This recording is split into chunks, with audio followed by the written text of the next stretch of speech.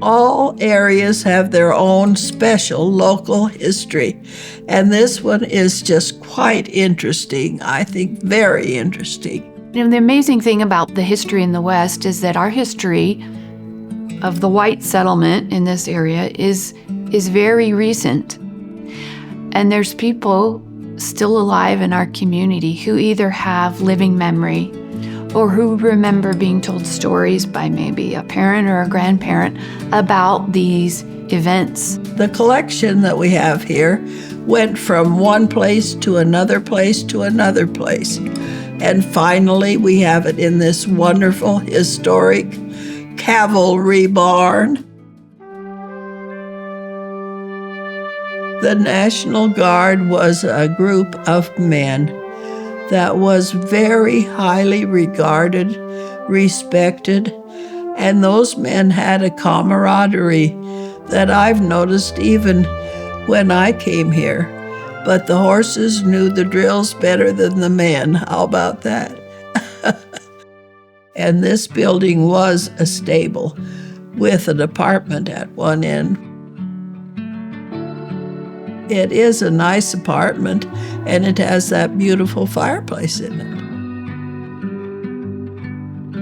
I love our outbuildings because it really is like walking back in time. A lot of our history, directly or indirectly, has to do with Cambria and the Cambria influence. So the coal town of Cambria began in the late 1880s. Burlington Railroad out of Nebraska was needing to figure out a coal source to get trains over northeastern Wyoming up to Cheyenne and then into Montana. Mondale and Weston explored the canyons north of what is now Newcastle and discovered coal seams. The coal source was there, so Burlington had their coal to get the railroad through this portion of Wyoming. With the railroad coming to this area, it did increase the population. So you had your ranchers in the area that were used to having all the land to themselves. But when the railroad and other forms of transportation could bring more people out, they were looking for more opportunities, and that would be via a homestead. I do think a lot about those early women in particular, homesteader women. Man, we don't know hardship compared to what they endured. Anna Miller was left as a widow because the husband was the sheriff, and he went down to Lightning Creek, and the Indians and the sheriff's posse engaged in a battle with guns, and Billy Miller bled to death. When my great-grandmother came as a child to Weston County, her dad worked on the railroad, and they filed for a homestead also. When she grew older and had moved on and et cetera, why, she said to her son, when that was my grandfather, "Why are you buying that ranch there? It is the worst place. Even the coyotes are skinny."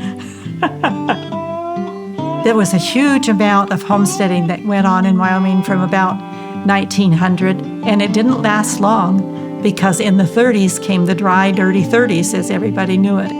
And so a lot of people, that's the time they left. Some stayed behind and made it through those times, but they also bought other people's homesteads. So there were a lot of homesteads sold during that time. I have some friends who used to tell us about the dances they had at their houses. Now, if you knew what a homestead house looked like, you would go, how could they have a dance there? Well, they moved everything aside till they had enough room to have a dance.